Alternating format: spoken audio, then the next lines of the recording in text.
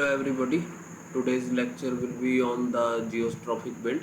It is a part of MTech Environment Science, and it is an interesting topic. Although it is related with environment science, but the students of BTech can easily understand it. I will give just a brief overview of this topic. So after that we will make the program in Open Modelica and then we will simulate it. So for the concept of geostrophic wind, suppose this is our surface of Earth,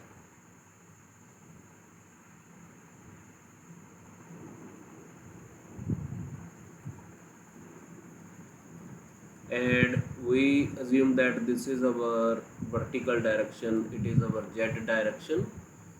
This is, let us say, our x-axis, and this is our y-axis, and we have here some air parcel,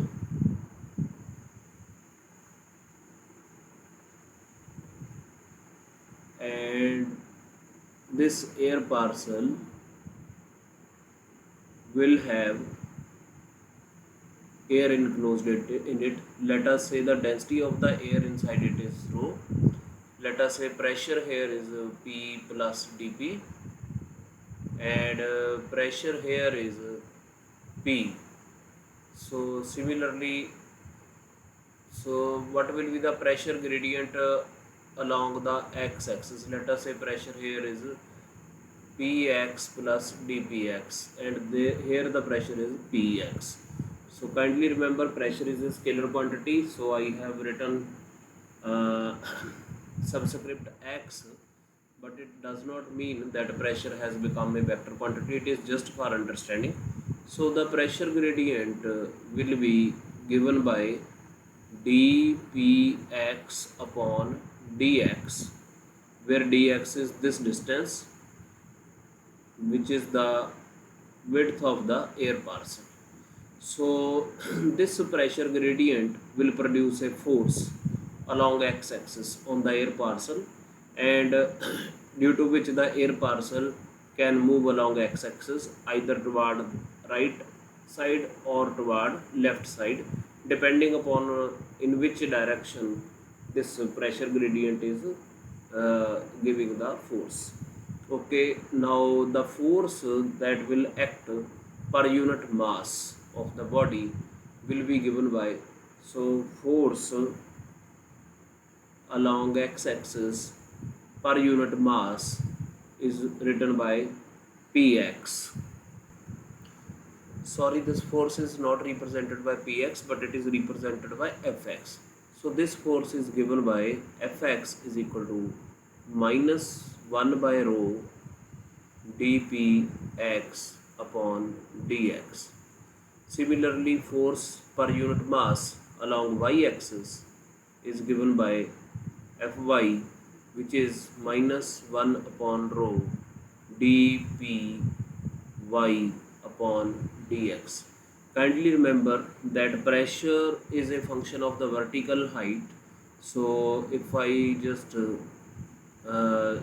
try to tell you that, then the pressure will change in this direction, that is along the z-axis or vertical direction, but there will be no change in the pressure along x or y direction. In the horizontal direction, pressure will not the value of pressure gradient will remain same. So kindly remember that dpx and dpy will be same. So here I made a mistake, it should be actually dy. So this is the force. Now the second force, this is the gradient force. This force is called gradient force. This is the first type of force. The second type of force is called Coriolis force. Coriolis force. So this Coriolis force, it is actually due to the fact that, so our Earth is rotating around its own axis with some angular velocity omega. So due to which there will be a fictitious force. So if therefore there is, suppose there is an airplane on the surface of earth, as soon as it will launch, it will go into the air, since it was in contact with earth initially at the time of leaving the earth, so it will feel some force, and in the northern hemisphere this force will be to the right hand side.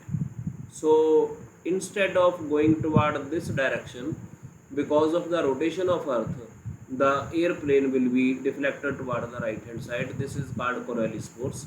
So you can study more about Coriolis force in the good books. So I will simply write its formula. So the Coriolis force along x-axis will be, I am using simple F for this.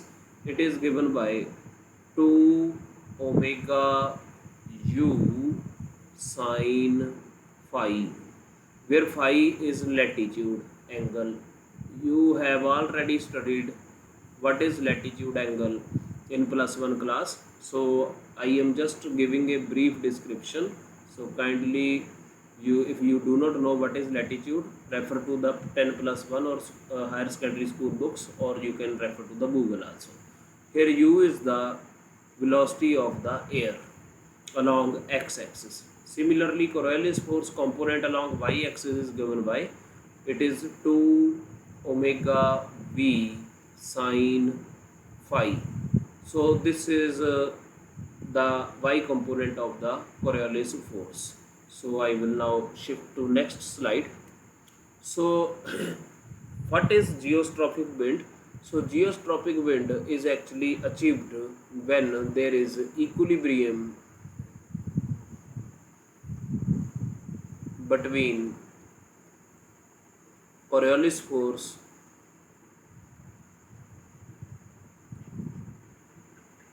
and gradient force. So it means your Fx must be equal to capital Fx, and your Fy must be equal to capital Fy. This will give us two equations. One will be 2 omega v sine phi is equal to 1 by rho dpx upon dx, and second will be 2 omega, sorry, along x-axis I took the component of velocity as u, so I am correcting here. It should be 2 omega u. Here it should be along y-axis, it should be 2 omega v sine phi equal to 1 by rho dp y upon dy. Normally these values should remain same, dpx and dpy, but I am taking this as different variables just for sake of better understanding. So these equations we have to remember, and as a result of this, you can find the final speed of the wind along the horizontal plane. That will be given by Vr, that is the resultant velocity. Since u and v, although both of these are in the horizontal plane, but these are in perpendicular directions, so therefore by law of vectors, the resultant velocity will be equal to square root of u square plus v square. So with this we can find the speed with which the air will flow in a horizontal plane due to the balance between the Coriolis force and the gradient force. And we can also find the direction in which it will move. So suppose this is x-axis and this is y-axis, and let us say this is my resultant velocity Vr. So the x component of the velocity of the geostrophic wind was u, y component of the velocity of geostrophic wind was v. Let us say resultant velocity makes an angle theta with the x-axis. Then since this is a simple component formula of result vectors, so therefore we can very easily write that tan theta is equal to simply y component of velocity upon x component of velocity. So this angle will tell you the direction. So for example, let us say this is any point O in the atmosphere. So let us say I calculate these values and I get the value of theta is equal to 30 degree. It means the wind in that region will flow in the horizontal plane. It will flow in the horizontal plane, making an angle. This will be the wind velocity. It will make an angle theta equal to 30 degree with the x-axis. So this actually results in geostrophic winds. Let us now make a model of this geostrophic wind in Open Metallica. So you can very easily see that I have already created a class and the name of the class is geostrophic wind class. I have defined the parameter, real parameter dpx and dpy, and I have given them values. Theoretically these should be exactly same, but just to tell you the difference or for better understanding, I have taken their values to be different. So these values are very close to the realistic values because I have written these values very carefully by checking the data from various reliable resources. So normally the value of pressure gradient per meter of air in a horizontal direction is of the order of 0.01 Pascal per meter. So I have taken pressure difference in horizontal direction to be 0.01 Pascal for x-axis and for y-axis to be 0.013 Pascal. So I have taken the value of dx and dy, both of these equal to be 1. So this parameter phi, which is the latitude, I have taken it to be 30 degree. So means we are trying to understand the behavior of the air wind or geostrophic wind at a place where the latitude is 30 degree and we are studying its direction in the horizontal plane only. So this parameter omega is difficult to type in Open Metallica, so I am using the symbol W for angular velocity. It is a fixed parameter. You can very easily find it, see its value from Google, and it is this value is fixed. So similarly, rho is the density of air. It is also a fixed parameter. It is a standard value. So it is, this standard value is actually near the surface of Earth. So as you go away and away from the surface of Earth, this value does not remain same. But for me, I am just talking about a few meters above the surface of Earth. So I can take this to be a constant value. So then I define variables. Real u is the horizontal component of velocity, real v is the vertical component of velocity, the resultant velocity is vr, theta is the angle that I have described in my PPT that resultant velocity will make with the x-axis. Thereafter I have written the equations. You can see this is the first gradient or equilibrium equation. It is 2 omega u sine phi is equal to dpx upon rho dx. Kindly remember there was a minus sign theoretically. I have not written it here because it is immaterial for me for making the model. Otherwise, if you wish, you can also put the minus sign for the sake of completeness. I can put minus sign here, and let me save this class. So kindly remember that the value of sine, it is a trigonometric function. It will be in the radian. So as to convert my results in degree, I have multiplied phi with 3.142 and divided by 180 degree. With this, my angles will be converted from radian into degrees. So this is the formula for tan theta, which is equal to the ratio of vertical component to horizontal component. Again, to obtain the value of theta in degrees, I have multiplied theta by 3.142 and divided it by 180 degree. The resultant velocity magnitude will be equal to square root of u square plus v square.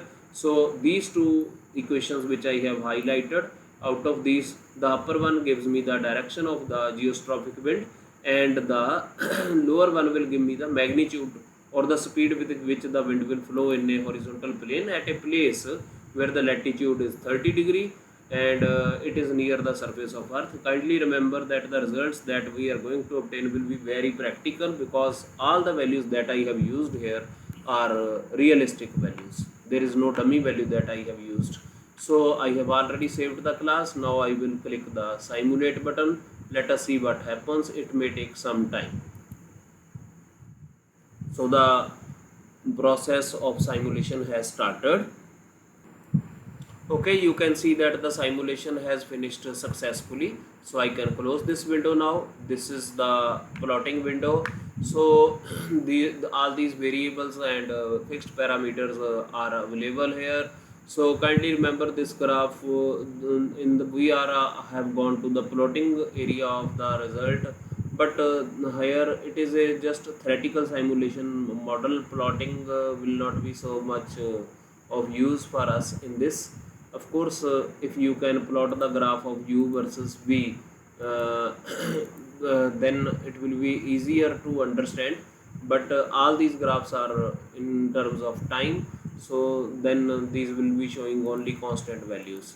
So you can see from this box that at a latitude of 30 degree, the horizontal component of the velocity along x-axis is 113 meter per second, and the vertical component is 147 meter per second, and the resultant velocity is 186 meter per second. And this angle, which this angle is actually 52 degree. So what will happen if I find the result, same result, at a point where the latitude is, let us say, 50 degrees. So I type here 50 degrees, and then I will press the enter, and then I will just resimulate. So at 50 degree latitude there is not much difference in the direction, but the values of the magnitudes of the air speed and the resultant speed of the air at 50 degree is slower than at the 30 degree latitude. Let us see what will happen if I put latitude to be 90 degree. We will reach the polar caps. So at 90 degree the wind speed will be very slow, and this we already know. Near the poles the wind speed is very slow, the airflow is very small. That is why there is a there is a freezing of the water vapors there, and you get ice islands near the polar caps. Hope you will understand this, and kindly remember that if I go to the modeling part, you can see there dpx and dpy. I have made these parameters. In my next tutorial I will tell you that even these parameters are I have taken these to be as constants, but these parameters are actually variables. We can convert them into variables. If you are finding this lecture to be interesting, then kindly try to add the pressure gradient by using adiabatic lapse rate expression.